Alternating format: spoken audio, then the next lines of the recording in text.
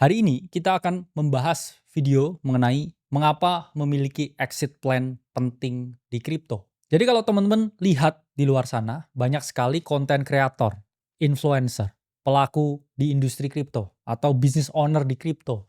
Juga para netizen-netizen ini jarang sekali ada yang membahas mengenai exit plan. Nah, banyak dari mereka ini yang tidak menggaungkan mengenai sisi negatifnya atau potential drawdown-nya ya. Mereka ini selalu membahas to the moon dan lain sebagainya, tapi jarang dari mereka yang membahas the other side of the moon. Karena selalu ada dua sisi dari segala hal. Kadang memang bersinar terang, tapi belakangnya ya atau baliknya itu juga ada hitamnya. Itulah mengapa di sini saya ingin menjelaskan ke teman-teman penting loh untuk memiliki yang namanya exit strategy. Karena kalau kamu nggak tahu kapan kamu harus exit di market, ya yang ada ya kamu berpotensi memperoleh yang namanya drawdown. Ya karena saya percaya satu prinsip sih di hidup ini, kalau teman-teman ya ini mau menjadi kaya, ya itu harus take profit tapi nggak take picture. Ya mungkin take profit ini tidak semuanya ya, tidak harus semuanya.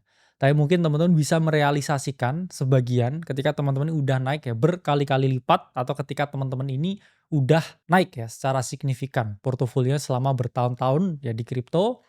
Dan jangan sampai ya gains itu terhapus karena nggak ada jaminan ya gains itu bisa balik lagi ya kalau di kripto karena nggak ada yang pasti ya, bahkan di investasi apapun itu tidak ada yang pasti. Itulah bedanya ya market kripto dengan market saham. Karena kan teman-teman kalau ngomong ya Warren Buffett kan selalu hold forever.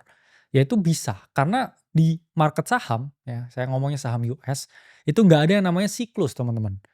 Sementara di kripto ini ada yang namanya siklus. Ada waktunya hujan, ya ada waktunya panas.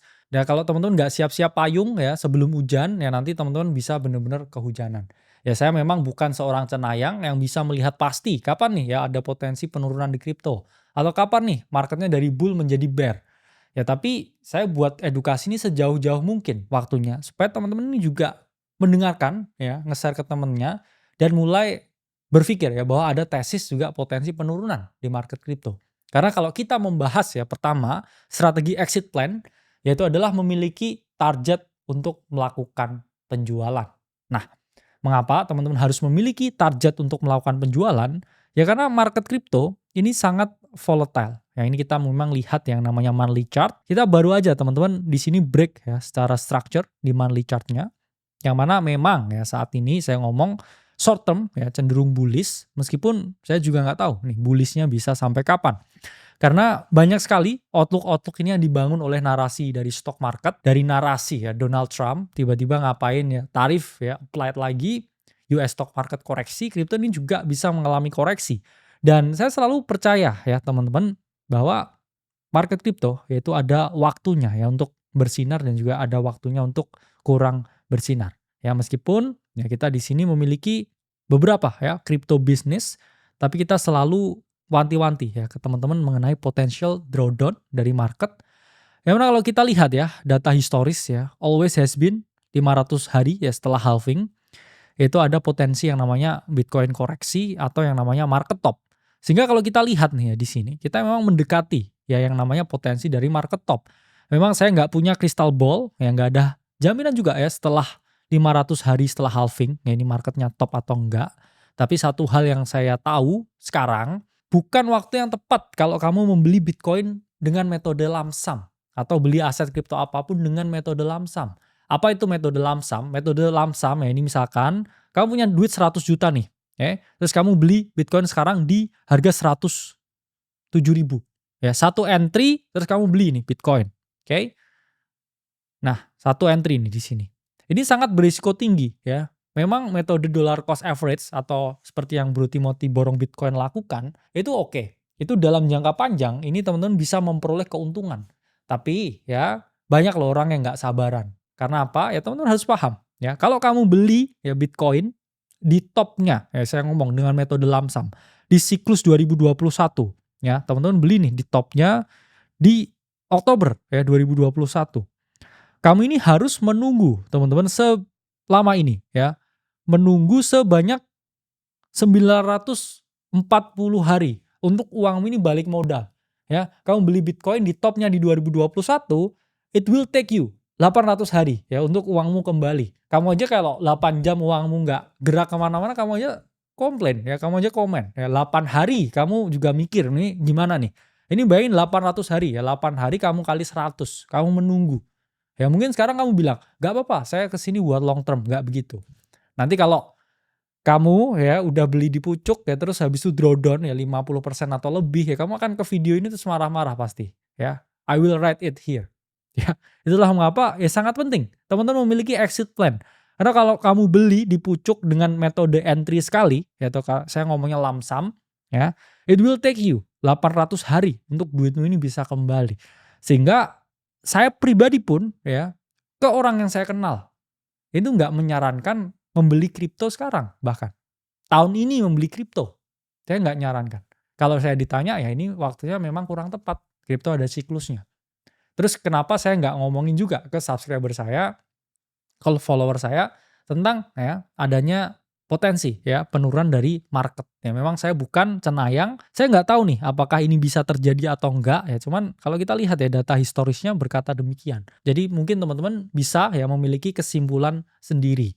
Tapi kalau mau ya metode DCA ya untuk long term hold, nggak sekali entry aja ya nggak apa-apa. Tapi ya teman-teman harus tahu risikonya, ya ini tadi saya ngomong 800 hari ya, kalau kita tarik garis dari previous all time high ke topnya ya, atau bisa reach lagi ya topnya, ya di April 2024 ya lebih ya 900, 800, 900 hari. Nggak semua orang ya tahan, ya nggak semua orang bisa menunggu this entire time ya, lama ya. 900 hari itu lama ya, 800, 900 hari itu lama. Itulah mengapa teman-teman harus memiliki yang namanya target ya, target harga untuk mulai merealisasikan profit yang teman-teman miliki. Nah, gimana merealisasikannya? Kalau teman-teman udah mengikuti ya, banyak sekali live show ya, banyak sekali kita punya video di Akademi Kripto, kamu pasti udah mulai membeli Bitcoin ini dari 2023-an ya, 2022 kalau ikut Bro Timothy, 2023 ya di sini kalau ikut ya AC awal ya. Waktu itu Bitcoin memang sangat murah teman-teman, ada di sekitar range 20.000, kalau sekarang udah di 107.000 ya, naik 5 kali lipat loh ya. 5 kali lipat. Bayangkan teman-teman ada aset yang naik 500%, terus teman-teman nggak mikir ya tentang realisasi keuntungan. Yaitu yang ada ya teman-teman nanti akan melihat ya potensi drawdown. Memang nggak ada yang pasti di market. Saya pun juga nggak tahu ada drawdown atau tidak, tapi ya saya mulai merealisasikan keuntungan yang saya miliki. Dan sebagai seorang analis, sebagai seorang investor, saya pun juga jujur ya dengan keadaan yang ada di market saat ini. Nah, target realisasi keuntungan itu bisa teman-teman apply ya dengan angka psikologis. Ya misalkan teman-teman mau menjual beberapa ya di harga misalkan 50.000 ya. Ini bisa kita jadikan ya suatu angka ya realisasi. Misalkan lagi ya kita bisa target penjualan di mana di 100.000. Oke. Bisa teman-teman jual ya sebagian, mungkin 30% ya 50%. Sesuai dengan teman-teman ya memiliki tesis seperti apa. Nah, karena kan saya bisa hanya menganalisa ya di sini. Oke. Kemudian misalkan ya di sini 50%. Nah, ini bisa ya teman-teman mulai realisasikan. Atau kalau teman-teman nih beli ya di harga rata-ratanya 30.000 dan udah naiknya multi bagger. Teman-teman juga bisa menerapkan yang namanya strategi moonback. Apa itu moonback strategi? Di mana teman-teman bisa merealisasikan setengah keuntungannya dan sisanya ini dibiarin di hold aja. Misalkan nih ya, teman-teman beli Bitcoin 1 miliar ya, 1 miliar rupiah beli Bitcoin. Bitcoinnya naik 100%, teman-teman punya 2 miliar. Ya 1 miliarnya ya ini bisa teman-teman realisasikan ya keuntungannya dan 1 miliarnya di hold ya untuk apa? Untuk jangka panjang. Kalau misalkan harganya turun, kamu udah ngamanin modalmu. Tapi kalau dia masih naik lagi dan 500 harinya ini nggak happen ya atau Bitcoinnya naik terus, karena kan saya ngomong ya, saya nggak punya kristal ya atau bola kristal, saya nggak tahu masa depan seperti apa. Dan gak ada yang tahu ya masa depan di market itu seperti apa. Jadi bisa teman-teman gunakan ya moonback strategy. Salah satu ya mentor saya yang saya tahu ya yaitu adalah Ko Andrew Susanto ya, beliau pun kan juga beli Bitcoin di harga bawah banget. Dan beliau juga merealisasikan keuntungannya dengan menerapkan yang namanya moonback strategy dan ya menyisakan ya profit aja yang jalan dengan modal aja yang udah di realisasikan. Kemudian teman-teman harus meminimalkan exposure pada altcoin atau altcoin hanya untuk trading aja. Mengapa? Ya, ini kalau kita lihat nih, ini hari ini ya altcoin ini banyak yang merah ya teman-teman. Saya sangat setuju bahwa altcoin ini tidak untuk di hold. Dari dulu memang kita selalu membuat tesis ya altcoin ini adalah alat untuk teman-teman yang memperoleh keuntungan di market, tapi bukan sesuatu yang kamu hold sampai bear market. Mengapa? Ya altcoin ini bukan alat untuk di hold. Karena ini, kalau teman-teman lihat ya historical snapshot dari market crypto di tahun 2013, komposisi top 10 aset ya atau top 10 altcoins itu bukan yang teman-teman bisa lihat sekarang. Artinya apa? Ya artinya bahwa banyak sekali altcoin ini yang ada di top 10 tapi sekarang udah tidak di top 10 lagi ya. Kalau teman-teman lihat ya altcoin yang ada sekarang ya, ini berbeda dengan yang ada di 2013. Itu menunjukkan bahwa setiap kali ada bear market, altcoin-altcoin ini tidak bisa bertahan. Maka dari itu ya tidak disarankan ya teman-teman untuk hold altcoin ya, yang udah untung, udah cuan, gak apa-apa ya realisasikan. Kalau kamu maunya moonback strategy ya nggak apa-apa, kamu ambil aja modalnya. Jangan sampai ya kamu hold altcoin itu ketika bear market, karena chances ya ketika bear market ini ada perusahaan teknologi baru ya yang menciptakan altcoin lebih canggih, ada developer-developer ya yang bisa ya membuat jaringan dengan transaction per second yang lebih tinggi dan lain sebagainya. Sehingga teknologi ini menjadi lebih outdated atau teknologi ini menjadi usang dan akhirnya muncul ya altcoin baru yang ada ya di siklus selanjutnya yang mana bisa lebih oke ya daripada altcoin sekarang. Ini kalau kita lihat pun ya Cardano ya, ini waktu kita lihat ya Max memang 2021 ini mengalami kenaikan yang sangat tinggi ya. Harga Cardano ini sempat sampai $3 ya teman-teman, hampir $3 di tahun 2021. Tapi di siklus kali ini Cardano atau ADA ini bahkan tidak melihat all time high-nya yang dulu lagi.